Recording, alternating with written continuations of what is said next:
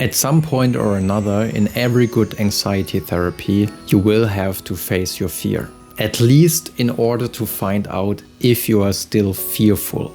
Fortunately, there are some really good research results that can help you to find the right attitude for facing your fear and to get the best results from your exposure therapy. And the first tip is to treat every exposure, every confrontation as if it's already therapy.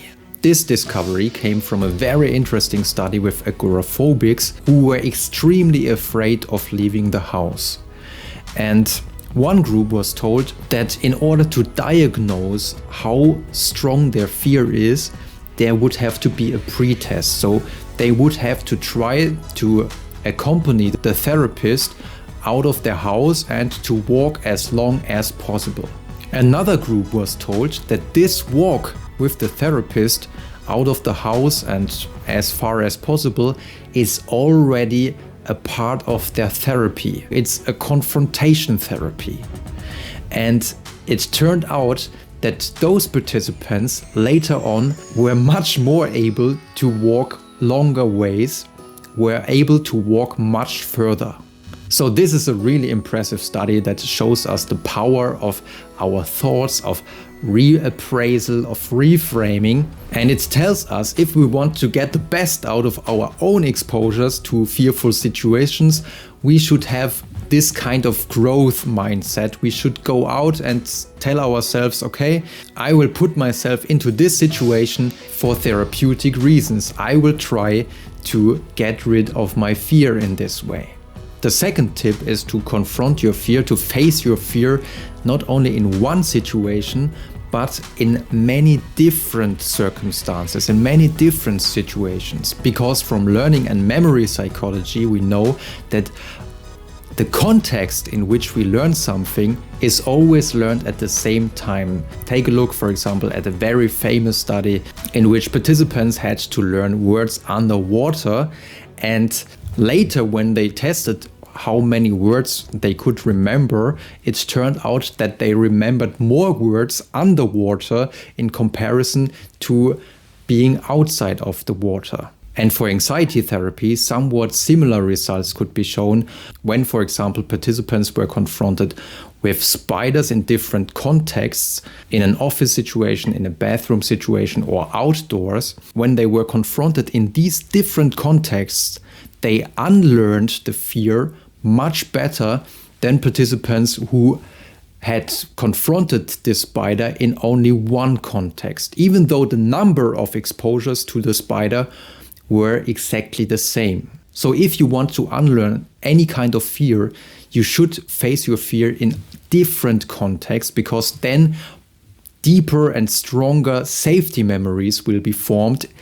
These memory traces in your brain will be stronger, and the probability that these traces will be used the next time when you get into this formerly fear-evoking situation is much stronger. So if you are struggling, for example, with social anxiety like I did in the past, don't just try to talk to strangers, but also try to give speeches to other people like I do right now. This is some kind of confrontation for me as well, especially when I'm talking English. This is quite hard for me. But you can also do some experiments, like, for example, walking down the street and clap in your hands and do something strange and crazy of which you would think usually people would judge you, and they do something crazy to you. You will probably realize nothing will happen. They will take a look at you for a moment, and moments later they won't remember you at all. Or if you are struggling with agoraphobia, don't just face your fear at the supermarket.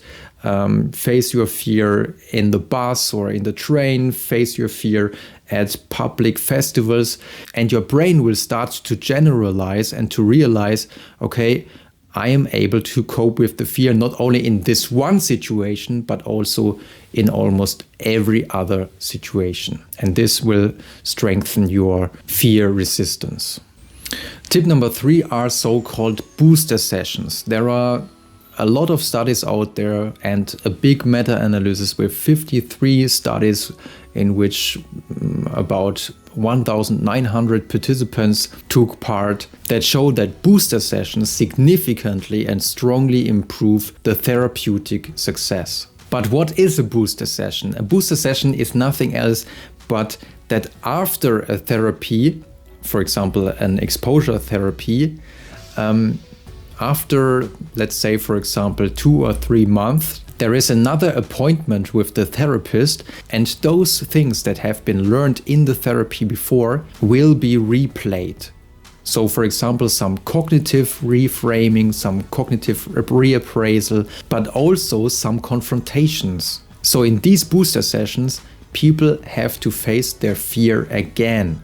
So, for example, they have to face the spider again, or they have to talk to strangers again. And in this way, they once again learn that nothing really happens and that they are really able to cope with the anxiety. So booster sessions are nothing else but the realization that even for anxiety, one of the biggest laws of learning is true, that the more often you do something, the better you become. So if you learn to ride, if you learn to drive a car, or if you learn any kind of sports, the more often you do it, the better you become. And the same applies to coping with anxiety.